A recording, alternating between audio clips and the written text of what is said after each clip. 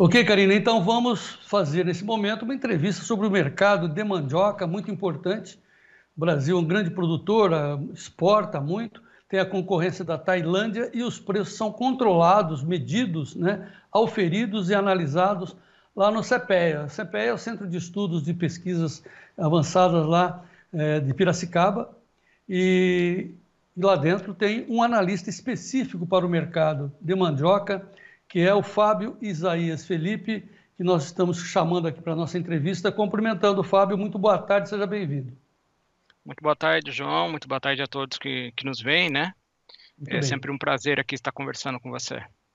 Então, o mercado de mandioca tem uma característica, é muito consumido, mas ele é um mercado que fica na oferta e demanda. De repente, se produz muito, os preços caem, de repente, se produz pouco, os preços sobem, não tem bolsa para equilibrar. E é importante o cenário, a sua análise importante é do cenário inicialmente, porque a gente vê os preços, de acordo com o boletim do CPEA, caindo para o mercado de mandioca. Só nesse mês, no acumulado das últimas 4 semanas, a raiz caiu 2,80% de valor, enquanto que a fécula recuou 1,32%. Fábio, evidentemente que é uma maior oferta que está derrubando os preços. Sem sombra de dúvida, João, é um crescimento expressivo da oferta, né? Como você já frisou, o mercado ele é controlado principalmente pelas forças de oferta e demanda, pouco salvaguardas contratuais. E claro, né, em momentos de preços atrativos, o produtor entra na atividade, como ocorreu lá em 2020, e isso aí acaba nos anos subsequentes causando essas quedas nos preços.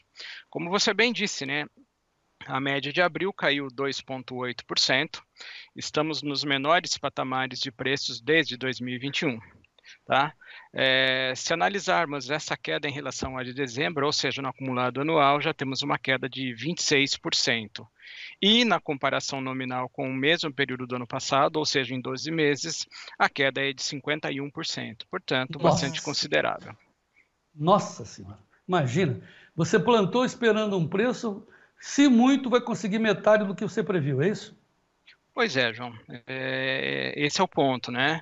E vale destacar, né, que aí há um achatamento nas margens do produtor e, consequentemente, isso aí acaba novamente pressionando as áreas a serem ocupadas novamente com a raiz. Tá, nós vamos analisar os motivos já já, mas vamos à essência que é a consequência disso. Porque, de novo, né, quando começa a atrair, muita gente larga suas culturas e vem para a mandioca. Aí tem o baque, e aí o pessoal que tentou, teimou, se desespera. Só ficam os profissionais, né, Fábio? Sempre há mesmo esse filtro, vamos dizer assim, né? Acaba ficando o mandiocultor tradicional. Em momentos de preços atrativos, né? Há outros entrantes na atividade e isso causa esse acúmulo de oferta que a gente está acostumado a ver. Tá, as pressões se dão não só no Paraná, no Mato Grosso do Sul, oeste de São Paulo, e tem também a ver com a cultura do amendoim. Explique isso para a gente, Fábio. Bom, é importante notarmos, né, que o que a gente nomeia de Centro-Sul, vamos considerar aí os principais produtores de mandioca, Paraná, Mato Grosso do Sul e São Paulo. Hoje, esses três estados ali correspondem a mais de 30% da produção nacional, portanto, tem uma representatividade muito grande. E enquanto no Brasil nós temos uma certa estabilidade em termos de produção e até diária, né? Nesses três estados a gente tem visualizado crescimentos na área ocupada obviamente, da produção. E isso se atribui muito à questão industrial, né? Tá, agora sim, você abriu dizendo assim, olha, o que nós estamos vivenciando aqui, esse 50% de queda, começou lá em 2020. Explique o que aconteceu naquela época para redundar nos dias de hoje. Bom, para fazer um link, né? Naquele 2020 e 2021, viemos de períodos anteriores de baixa produção e produtividade também, e, consequentemente, os preços foram recordes. Então, se analisarmos, por exemplo, valores médios de 21, tivemos um momento em que as cotações, né, semanais superaram R$ 1.200 por tonelada. E naquele momento, né, todo mundo viu como uma atividade atrativa. e houve essa entrada de novos players no mercado. E hoje esses 3 estados aí, o nosso Centro-Sul, tem uma oferta superando em muito a demanda industrial. Tá. Fábio, assim, bom, estamos falando com o Fábio Isaías Felipe, coordenador de pesquisa do mercado de mandioca do CEPE, da Exalc aqui de Piracicaba, ligado à USP, que referencia os preços de todo o mercado da mandioca. Aí a gente vê que a produção de raiz, claro, essencialmente, eu quero saber qual a porcentagem, é voltado para a indústria, para a produção de fécula. E tem o consumo in natura. O consumo in natura tem relevância, Fábio? Tem relevância, tá? Embora não tenha assim, uma mensuração em termos estatísticos oficiais do percentual que vai para a indústria e do percentual que vai para a alimentação in natura, né? Mas, de todo modo, houve um crescimento bastante considerável em termos de moagem, né? Quando a gente fala em esmagamento da indústria de fécula, nós temos esses números.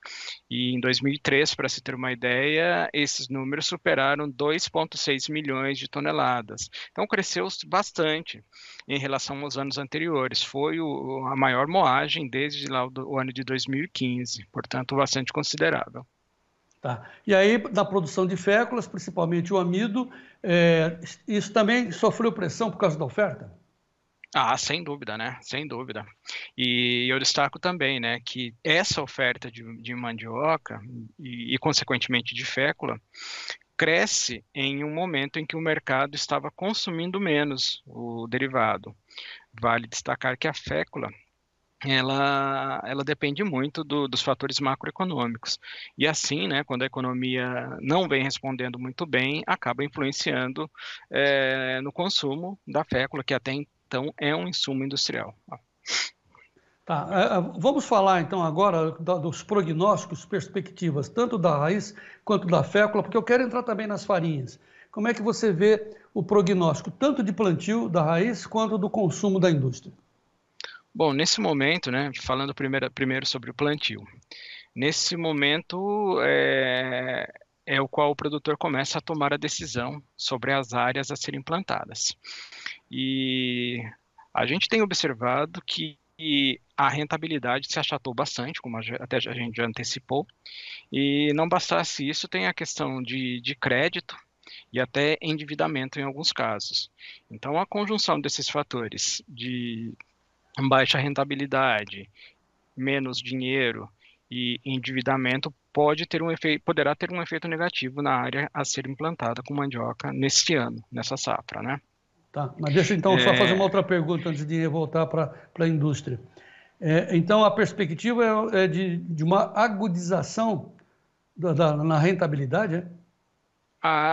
Possivelmente, tá? Nesse momento a gente vai mensurar esses custos, né? Vamos avaliar mais de perto, mas há uma hipótese muito grande de que a rentabilidade vem negativa em muitas das áreas.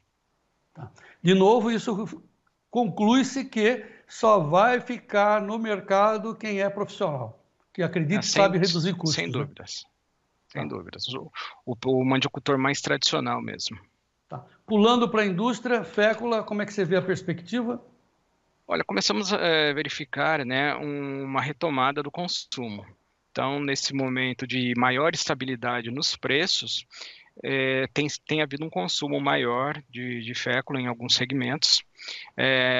Espera-se, né, que haja uma retomada um pouco mais expressiva daqui para frente, que supere do último ano. Isso no mercado nacional, né? E com esses preços, né, com os preços atuais, a fécula tem se tornado também um pouco mais interessante para a exportação, ao mesmo tempo em que a taxa de câmbio acaba sendo atrativa para os exportadores. Sim.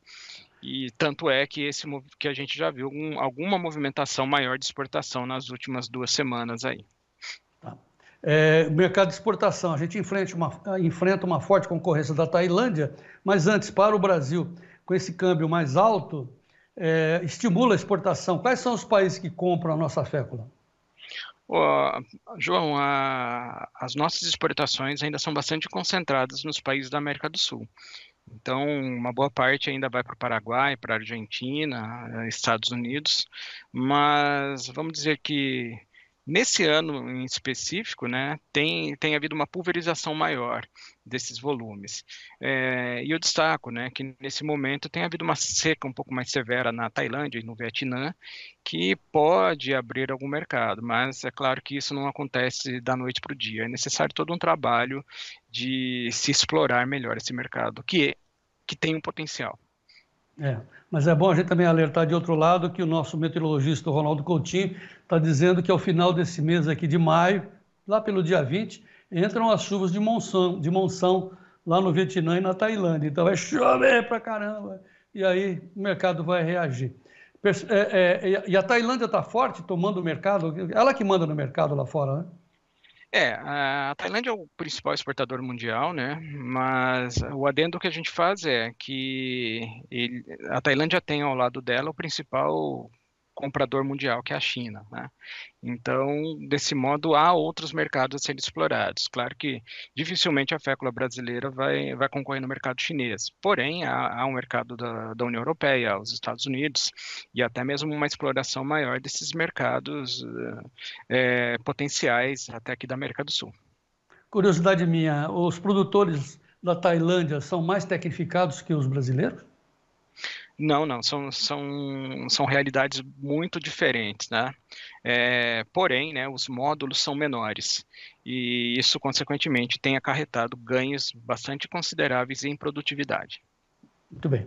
Vamos voltar para o nosso mercado doméstico. Vamos falar de farinha, farinha de mandioca. O Nordeste continua demandando muito. Como é que está o Sudeste também, que é um grande consumidor? Como é que está o mercado de farinha? Bom, nesse momento, né, o Nordeste tem apresentado dificuldades em termos de produção de mandioca, que tem acarretado também quedas nas produções de farinhas. E com isso, né, paulatinamente tem havido os envios de farinha daqui do Sudeste para a região Nordeste. Então, o mercado vem apresentando uma nova dinâmica nessas últimas semanas. É bem possível que isso continue a ocorrer aqui nos meses subsequentes. Tá, estou vendo aqui no seu relatório que as ofertas de farinha aqui no mercado de São Paulo para o Nordeste, os preços apresentaram poucas variações. Entre 22 e 26 de abril, tonelada de mandioca posta farinheira foi comercializada ao valor médio nominal de R$ 444,41 a tonelada, né? Ou grama de amido a 0,7729 por grama de amido, queda de 1%. Na média mensal, a queda é de 7%. É isso mesmo, Fábio? Exatamente, né? A queda na mandioca posta fecularia foi um pouco mais notável, né? É, e nas farinheiras, essa queda foi um pouco amenizada por conta de uma demanda um pouco mais aquecida. Como é que você vê a perspectiva do mercado de farinhas? Olha, a gente olha bastante para o clima, né, quando fala de perspectiva para a farinha, né? E também em termos de produção. Os sinais que o mercado tem mandado é que para segundo semestre deve haver uma retomada um pouco mais considerável das compras de mandioca pelos atacadistas do Nordeste. E isso pode ali dar alguma sustentação para os preços de farinha. Fábio Isaías, Felipe, vamos encerrar a nossa entrevista fazendo uma mensagem tanto para os produtores profissionais, para a indústria de fécula e também para as farinheiras. O que você tem a dizer? Bom, a gente sempre bate naquela tecla, né, que qualquer atividade ela requer um planejamento e gestão, que acabam sendo, evidentemente, coisas muito parecidas. E no caso da mandioca, a gente acaba vendo isso muito mais na pauta do dia. Uma vez que em momentos de preços elevados há o crescimento de áreas e depois cai, e o setor precisa de uma regularidade maior de oferta. Regularidade essa de oferta que manteria preços ali em patamar, com menores volatilidades. Então, o recado é esse, né? Planejamento e gestão. Claro que a curto prazo é impossível até pensar nisso, mas você acha que um dia a gente vai ver uma bolsa de mandioca no Brasil? Acho que é bem difícil, viu, João? Acho bem difícil, né? É uma cultura Bom, que tem uma outra característica de comercialização em comparação com soja, com milho, por exemplo. A comercialização da mandioca você compara com o quê? Com amendoim, que é sazonal? Não tem uma sazonalidade tão definida, né? Claro, a gente tem momentos de picos de safra. Maio a agosto ali são os momentos de pico de safra em que se comercializa mais. Mas em termos gerais ali se colhe ao longo de todo o ano. Então tem produtores ali que estão entregando mandioca ao longo de todo o ano. Tá, vamos dar a importância devida, por fim, ao mercado da mandioca. Qual é o volume, qual é a importância, quantas pessoas estão envolvidas? Como é que é o mercado da mandioca na sua avaliação, Fábio? Olha, o mercado é bastante pulverizado, né? Então, é, o mercado emprega bastante, é uma das culturas muito importantes, né? Mais tradicionais aí do Brasil. E, claro, né, são diferentes realidades que a gente tem. Eu diria que nós temos dois Brasils, né? Nós temos aqui o Centro-Sul com realidades muito próximas ao que a gente vê na Ásia, elevados níveis de produtividade, ganhos tecnológicos, industrialização. E quando a gente olha para Norte e Nordeste, a gente tem mercados muito parecidos ali com a realidade da África. Menor uso de tecnologia, menores níveis de produtividade. E em termos gerais, né, ainda há a possibilidade de se crescer tanto em produtividade quanto em produção. Mas vamos conseguir de você o tamanho desse mercado. Qual é o tamanho do mercado, o tamanho de produção, o tamanho de pessoas envolvidas e o valor, claro, que é o mais importante envolvido nessa cultura? Hoje nós temos mais claro, né, que a produção de fécula. A produção de fécula do ano passado ali superou a 630 mil toneladas, maior produção desde 2015, ali somente a produção de fécula gerou ali 2,4 bilhão em termos de volume bruto de produção. Então é onde a gente pode falar com mais propriedade. 2,4 bilhão de reais? Isso, somente a fécula. É um mercado respeitável, portanto, né, Fábio? Sem sombra de dúvidas. Olha, Fábio, a gente espera que aqui no Tempo Dinheiro a gente consiga desenvolver um quadro específico só para cuidar desse mercado fantástico, chamado mercado de mandioca, não só para esclarecer aos profissionais que estão envolvidos, como criar uma tentativa de estabilidade nesse mercado para evitar esse sobe e desce que arrasa com a cultura. Esperamos contar com a sua colaboração, a colaboração do CPE, Fábio. Ficamos à disposição ali, é muito importante essa iniciativa da parte de vocês. Muito obrigado ao Fábio Isaías Felipe, coordenador da pesquisa do mercado de mandioca do CPEA, ali da Exalc, ligado à USP, que concede aqui em Piracicaba, e a gente vai em frente acompanhando esse mercado com certeza.